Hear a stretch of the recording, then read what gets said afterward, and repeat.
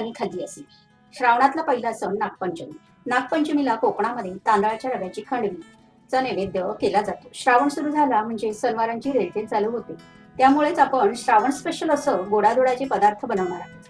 पहिला सण आपला आणि पहिला पदार्थ श्रावणामधला बनवणार आहोत तांदळाच्या रव्याची गोड खांडवी.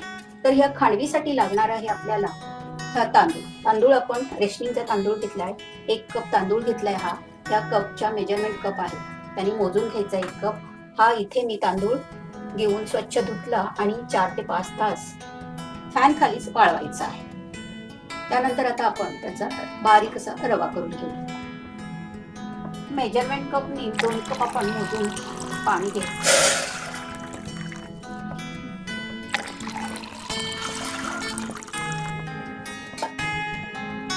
पाण्याला उकळी आली की आपण त्याच्यामध्ये थोडंसं अगदी अर्धा इंच आलं किसून घालणार आणि त्याच्यानंतर गूळ घालायचा. 1 कप गूळ. गूळ पूर्ण आपण विरघळून देणार आहोत आणि त्याच्यानंतर आपण ते गाळून घ्यायचं.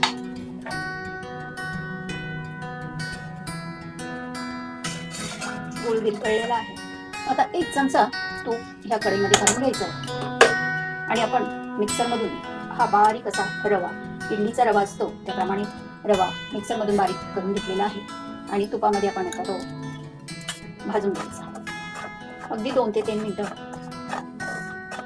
भाजून घेऊया. खरपूस असा कलर थोडासा असा गोल्डन होईपर्यंत छान खरपूस असा रवा भाजला गेलेला आहे. हा पाहू शकता. आणि आता आपण जे गुळाचं पाणी केलेलं मोठं ते याच्यामध्ये गॅस बंद ठेवायचा. तिथे होता का म्हणून ढवळत राहायचं. आता ते गाळून घेतलेलं आपण पाणी आहे त्याचं गाळलेल्याचं उरलेलं राहिलेलं काय त्याच्यामध्ये आलं किसून घेतलेलं, तर त्याचंही दाताला खाली येऊ नये म्हणून आपण हे, किंवा कण असेल गुळाचा तर तोही गाळण्यासाठी आपण काही प्लेन होण्यासाठी हे गाळून घेतलं. आता हे बघा असं घट्टसर झालेलं आहे, पण गुठली राहिली नाही. आता याच्यामध्ये आपण खोबरं घालून घ्या. 1 कप किसलेलं खोबरं घालून घ्यायचं आहे. तेही मेजरमेंट कपनीच मोजून घ्यायचं आपलं. या मेजरमेंट कपने आपण हे खोबरंही असं मोजून घेतलेलं आहे. आणि आवडत असेल तर आपण काजूचे काप हे घालायचे. तर इथे मी 10-12 काजू बारीक अगदी चिरून घेतले आणि ते असं आता घट्टसर होत चाललेलं आहे. पाहू शकता.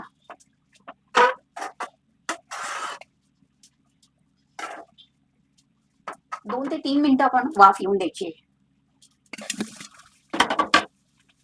वेलची पूड घालून घेऊया. वेलची आणि जायफळ त्याची पूड केलेली मिक्स करून घ्यायचं. असा गोळा होताना म्हणजे हे मिश्रण तयार झालेलं आहे. आता एका ट्रेला आपण तूप लावून घेऊया. छानपैकी गोळा होतो. अगदी 1 मिनिट आपण त्याला पुन्हा वाफ देऊन घेऊया. ट्रेला तूप लावलेलं आहे आणि आता आपण ते स्प्रेड करून घेऊ सर्व.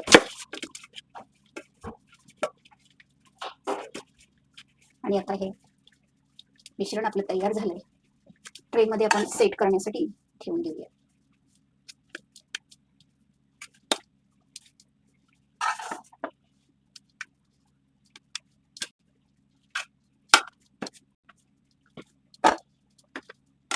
श्रावणामध्ये कोकणात हा नागपंचमीला सर्रास पदार्थ बनवला जातो.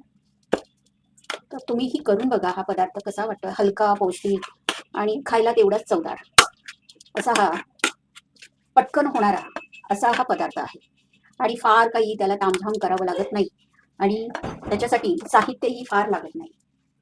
पण वरून जसं खोबरं किंवा काजूचे काप आपल्या आवडीनुसार सगळं गार्निश करून घ्यायचं आणि थंड झाल्यानंतर आपण वड्या पाडून घेऊया.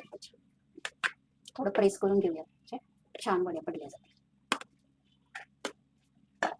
अगदी अर्धा तास आपण थंड करण्यासाठी ठेवून देऊया. पण आपण अर्धा तास थंड होऊन दिलेले आहे आणि पाहू शकता किती छान अशा या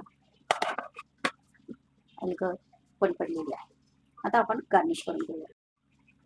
असं आपण आता गार्निश करून घेऊया काजूचे एक एक काप लावून. पाहू शकता खूपच सुंदर आणि तेवढीच पटकन होणारी ही अशी रेसिपी आहे.